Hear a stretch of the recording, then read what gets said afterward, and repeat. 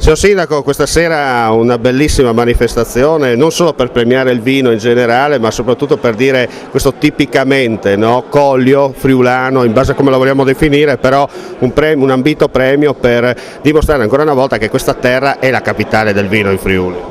Noi siamo orgogliosi che Cormons sia stata scelta anche per questo premio, proprio perché pensiamo che la nostra città, ma non solo Cormons, l'intero Collio, siano le terre che diciamo, producono i vini migliori, soprattutto i vini bianchi, e di conseguenza ogni iniziativa che viene fatta per portare al di fuori del nostro territorio la conoscenza del nostro prodotto principe, che è il vino, è un'iniziativa che va sostenuta.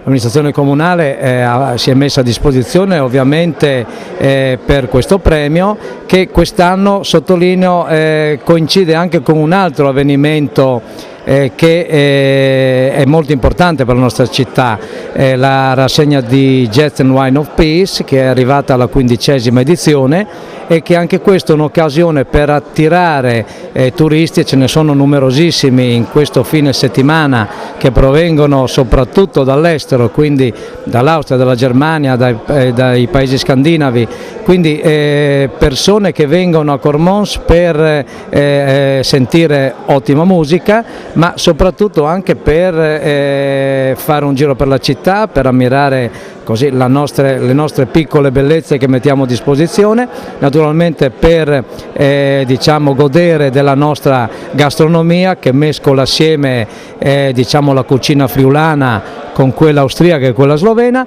e naturalmente il nostro prodotto principe, che ripeto è il vino bianco, che a mio avviso, permettetemelo, non teme confronti con nessun altro vino bianco del mondo. Un volto femminile che dice che quest'anno le donne sono il punto di ripartenza per quanto riguarda il vino.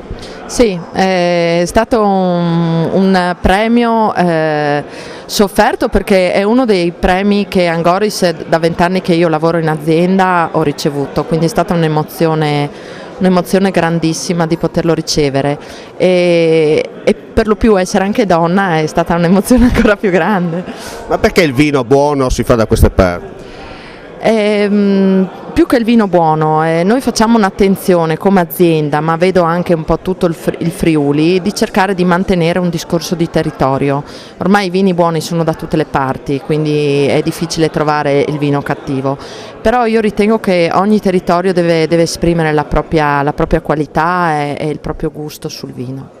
Abbiamo chiesto al sindaco che si può fare finalmente questo abbinamento tra cultura e vino, proprio anche in tempi di spending review, di momento di crisi, per far ripartire quel volano che serve a portare la gente a conoscere il nostro territorio.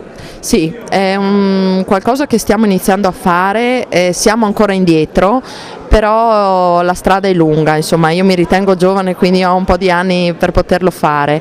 Io ritengo, come ho fatto nella mia azienda anche per cercare di arrivare a questo premio, ritengo che l'unione fa la forza, quindi il Friuli, che ha tante cose per poterlo unire, sia il discorso di vino, il discorso di cultura, il discorso anche del cibo, potrebbe essere un'arma vincente. E questo è solo il punto di partenza o di ripartenza? Io penso che sia il punto di ripartenza, perché partenza è un po' una parolona grossa. Viva il Tokai o viva il friulano? E viva il friulano. Che noi lo chiamiamo Tokai. Esatto, perché noi continuiamo a chiamarlo Tokai. Si scrive friulano ma si beve Tokai. Si scrive friulano, si beve Tokai, però dal passaggio che noi abbiamo avuto tra Tokai e friulano, io penso che sia un'arma vincente, perché ci ha dato la possibilità di farci conoscere ancora di più. Assessore, 2 battute anche da parte tua per sapere un po' che giudizio hai dato, così da esperto o non, insomma, su questa edizione 2012, questo viaggio friulano DOC per eccellenza. Beh, è stata un'ottima edizione, ci sono stati parecchi vini interessanti e molto buoni, devo dire. La gara era apertissima e credo che il vincitore alla fine, insomma, è un prodotto veramente di qualità, quindi mi associo a tutti quelli che hanno fatto i complimenti ad Angoris per questa splendida vittoria, perché è il premio ad un lavoro costante nel tempo portato avanti dall'azienda insieme all'enologo Alessandro D'Alzovo, e quindi è veramente un bel premio anche per Cormons. Il Furlan, insomma, le Bonchi stanno una bella premiazione. Una bella premiazione, soprattutto ha vinto un'azienda storica di Cormons, Angoris, che tra l'altro mi ha incuriosito il fatto che pur essendo un'azienda storica è la prima volta che ti apre un premio, a Macul dice che diceva, e dopo insomma in qualche maniera è stato importante perché per tutte le compare di Cormonski, quindi è stata una roba interessante al pari di altre aziende come Toros o anche l'Isneris che avevano già chiappato questo premio a San Denel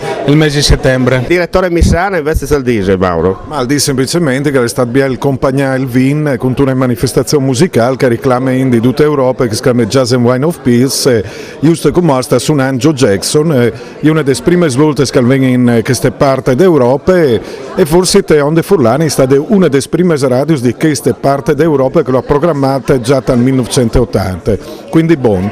Insomma, o sarei disi che accompagna il vin e le buone musiche è sempre una grande bella vittoria, per dopo l'ingagio calcistico.